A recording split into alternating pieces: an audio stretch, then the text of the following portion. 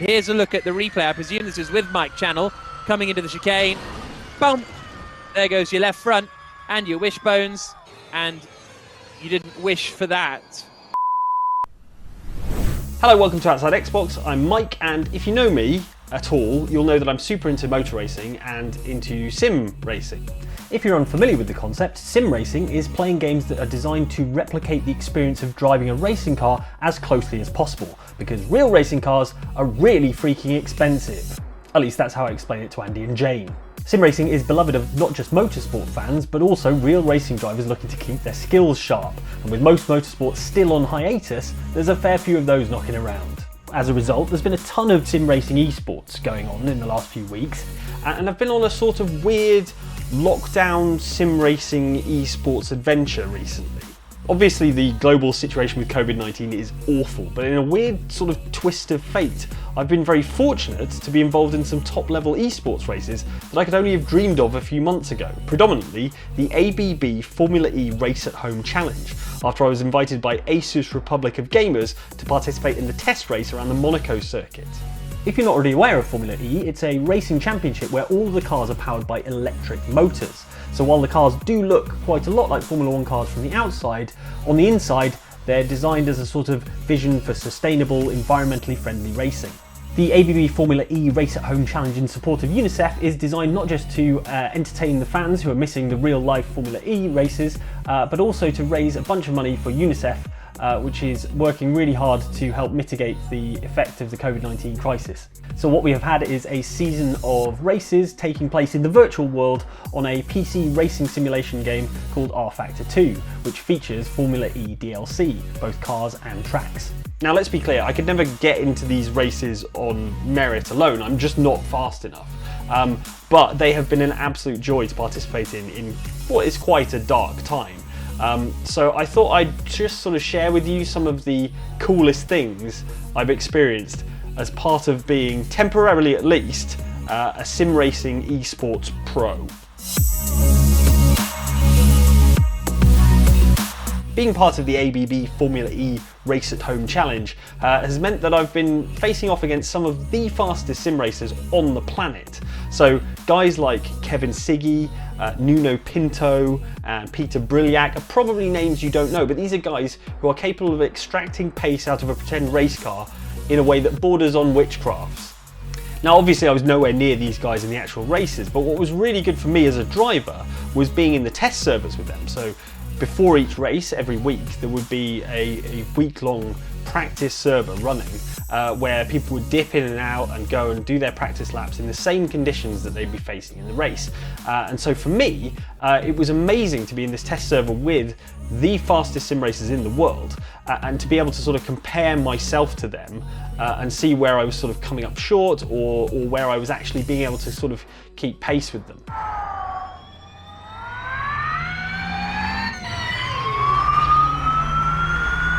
And because this is a simulator rather than a real motorsport situation where everyone would be guarding their data jealously, I could jump on that test server and I could just sit on board with any of the drivers that were circulating at the time and see exactly where they were braking and turning and accelerating and seeing how that compared to my own haphazard efforts.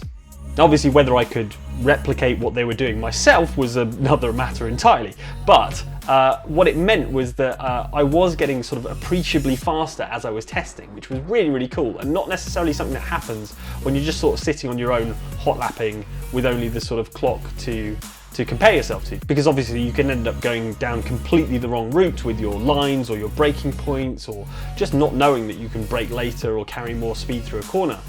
So yeah, having those guys as a benchmark was really, really useful for me as a driver. Obviously these guys are aliens and at the very, very top of their game, but that's what made it all the more satisfying when I would join a test server at the sort of start of the week or the early part of the week, and I'd be 15 seconds off the pace.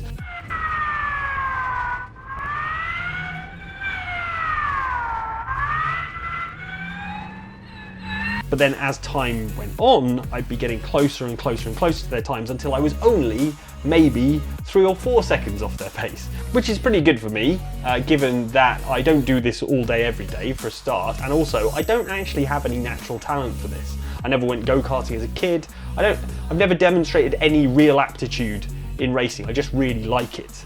And those are two very different things I've come to realise. What I definitely couldn't match wasn't even so much the pace, it was the just error-free consistency of these guys. They were just banging in lap after lap, no mistakes whatsoever.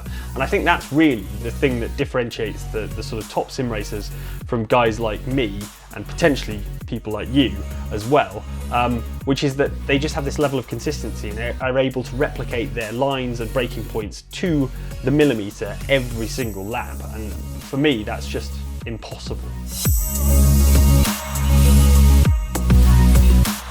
And here we are at the back of the grid. This is the part where you don't want to be. These guys are going to fight tooth and nail not to be last.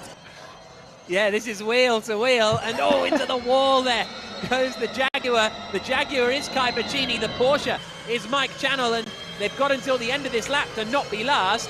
They're so far behind everyone. Oh, no, Bacchini's gone. One of the really cool elements of the Race at Home Challenge was that it featured the actual Formula E commentary team, you know, the ones off the telly. I've been following Jack Nicholls, the lead commentator, since he was doing GT racing years ago, so I've been familiar with his distinctive voice for quite a while. Here come the lights. Away they go. It's a pretty decent start from Graham Carroll. Immediately covers off the inside and Mark Gassner can't get through. Petter Berliak in the Neo looks to the outside. Oh, Al Habsi is into the wall and there's a spin. And then the other commentator was Dario Franchitti, who's won the Indy 500 like 3 times. I remember where I was when he won his first Indy 500. I was very drunk watching it in a sports bar in Birmingham. It's probably not as relevant as the rest of this video, but I thought I'd share anyway. It's too far back now, even for a lunge. Yeah, and I think this is just delaying the inevitable for these two as Bacchini flies again through the final corner, out across the line. And Mike Channell survives for this lap. I even had an interview with Dario after one of the races. Unfortunately, it was one of the ones where I had my poorest performance, and Dario was very, very kind. He not once asked me what the hell I thought I was doing there, which I very much appreciated. Mike, what's been the hardest thing for you to close that gap to guys like Pale Pev at the front of the field? What's been the hardest, I guess, just what do you need to do to close that gap? So I think for context, you know, I'm not a kind of esports sim racer. I'm an enthusiast and a fan. So although I'm going slower, I'm absolutely sort of on my limits when I'm getting up there. And see, that was lovely. He treated me like an actual racing driver who might be able to improve his performance at some point ever.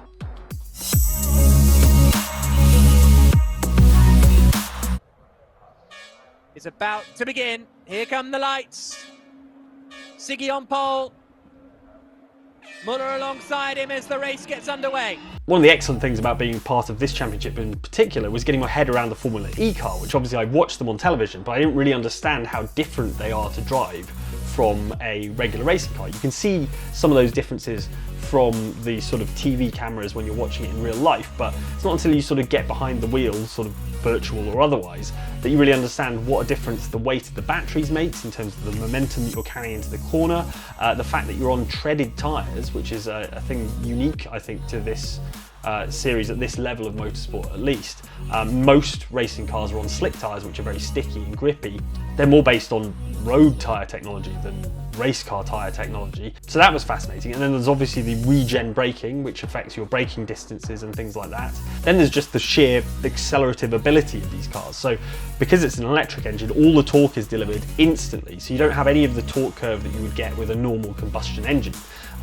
So just managing that and adjusting your driving style to take care of that, the fact that you're going to get all of the power instantly when you put your foot down, makes it really difficult, particularly in slow corners like a hairpin, for example, where if you get too hard on the power, you're just going to rotate the car. They also actually added 2 real Formula E circuits to the championship and to the game while the championship was in full swing. So partway through the championship, they added the Berlin Tempelhof race circuit from real life. That's the German E-Prix.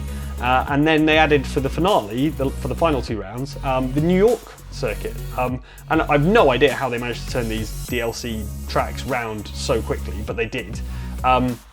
What that means is if you pick up rFactor, you've got a kind of suite of 4 real Formula E circuits and 1 fictional one. So that's 5 pretty good circuits, and they're all very, very demanding. So they're all street circuits, which means solid concrete walls to crash into, and very, very tight chicanes, as I discovered to my deep, deep sorrow during the race at the Electric Docks fictional circuit.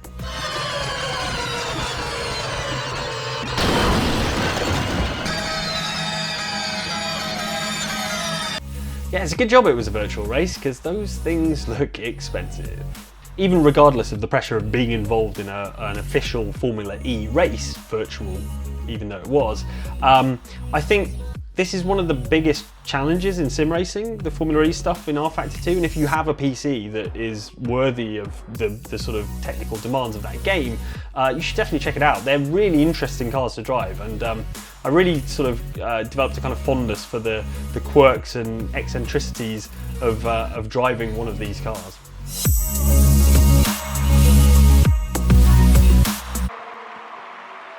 He was able to come out on top. Rosberg back through, and no, Sam's been to that part of the racetrack already today. He's revisiting the Armco, and he looked like he should have been clear of Rosberg a few laps ago. He's now tumbled behind him, and Nico is up to P8. That is definitively his. Well, Mike in the Williams behind might have something to say about that.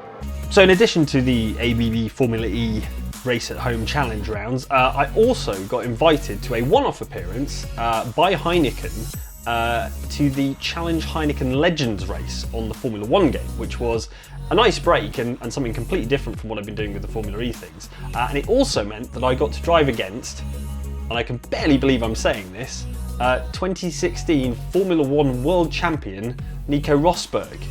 He even punted me off at one point, and let me tell you, it was such a privilege. So Rosberg taken out, and we've got Rosberg down there in 10th, Dawn Boss in 11th, Roberto Carlos in 12th, and the influencers are taking control here as Coulthard's all over the road and going deep into a major braking zone, getting it all wrong. I also got to race against David Coulthard, who's been a bit of a hero of mine since I was a wee nipper. So it was a real privilege to share a track with him, even if it was a virtual track. It's just very, very strange that as a tiny child I was watching David Coulthard race Formula 1 cars, and then I was racing a Formula 1 car of a sort against him. And fastest lap over the line. So, as you can see, it's Sam from Mike, from Ben, from Maxime. That's the top 4. But Coulthard trying to get that extra point that would tie him for the challenge. Back to Formula E, while I didn't get to race against the real Formula E drivers in that competition, their grid was an entirely separate grid, and they've done a really, really good job of getting basically all of the drivers to participate. I did get to jump in the test servers with those drivers, and it was amazing to see how their sort of natural pace, and you know, a lot of modern racing drivers spend a lot of time in simulators anyway, so quite often the more sort of current drivers are just quick out of the box. As soon as they get on a simulator, their brain adjusts and they're straight on it. So it was amazing to see those guys flying past, you know, like Stoffel Van Dorn, Felipe Massa, Andre Lotterer, is a big fan of him in sports cars, so it was really cool to have him basically whizzing past and me eating his dust in the practice server. It also gave me an appreciation for how hard these drivers in particular have to work. Obviously, I found these tracks plenty challenging in a virtual environment. They've got to race them in real life where, you know, any minor error can have massive, massive consequences for your race, and they're flying, you know, inches away from a concrete wall, lap after lap after lap. So I really understood what those guys have to do and the level of skill demonstrated in Formula E as a sport. They've always had a very high caliber of drivers from the very start, but the guys in there at the moment are just incredible. That did, however, make it reassuring when real-life Formula E driver Stoffel Van Dorn made the exact same mistake that I did in the exact same car 30 minutes later around the fictional Electric Docks circuit. Lotterer is trying to get through the middle of them, has to back out of it as they come into a very, very tight first chicane, onto the brakes, through the right and the left. Big slide from Gunther Van Dorn, straight out. Van Dorn, I think, has had a massive crash and is straight out of the race. Or has he managed to keep going, but just with huge damage? Yeah, thanks, Stoff. That made me feel a lot better. Actually, my apologies to Jan van der Heide. It was the second Nissan of Jacob Reed that came, it was the Venturi, that's why. It was the Venturi of Jacob Reed that came steaming into turn 1, and he's been given a drive-through penalty, Luke. So because of the nature of these virtual Formula E races, each participant in the challenge grid race was dropped into a randomly assigned car from one of the teams from real-life Formula E. And as a lifelong motorsport fan, I don't think I could have chosen the selection that I got any better myself.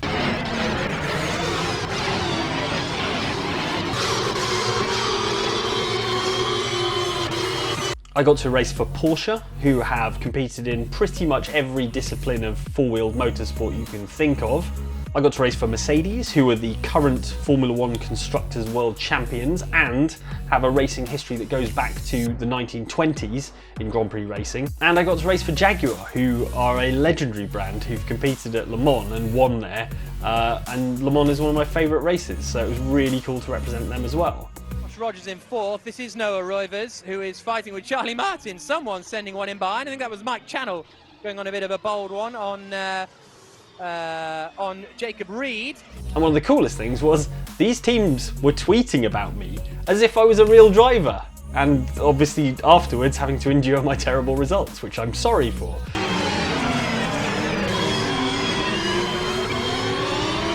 But for those moments before the race, where they were talking about who was driving for them, it really made me feel like an actual, you know, factory racing driver for a split second or two, and then I got back in the car and probably crashed it.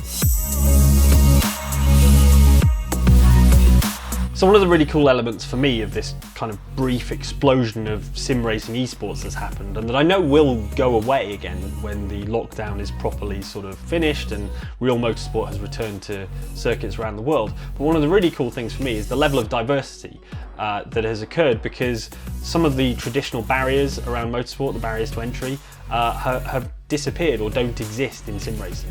Motorsport's obviously a very male-dominated sport, but sim racing esports doesn't have quite as much of that sort of decades of baggage that the real-life structure of motorsport has. And all of the races that I've described in this video had at least one female participant, which is really, really cool. And one of the real-life racing drivers who I was desperately chasing down in that electric docks race was Simona de Silvestro, who's a Swiss driver.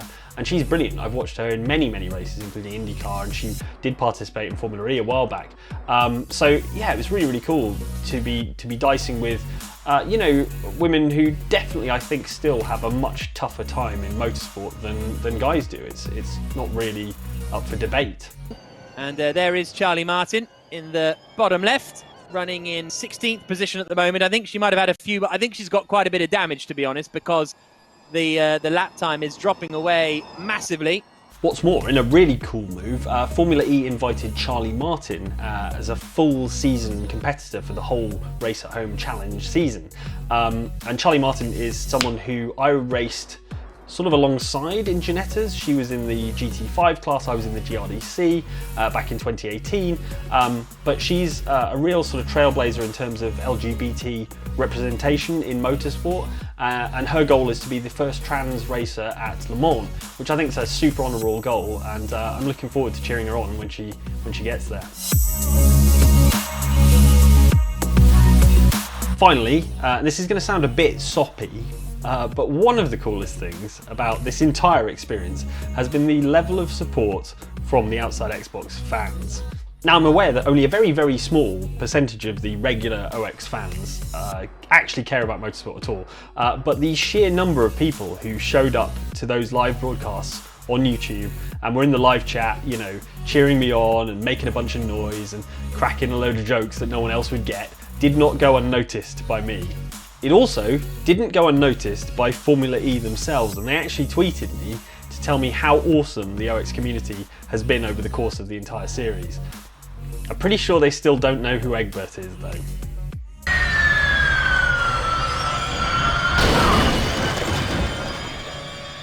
So just to reiterate what I said at the top of the video, obviously it's an awful, awful global situation.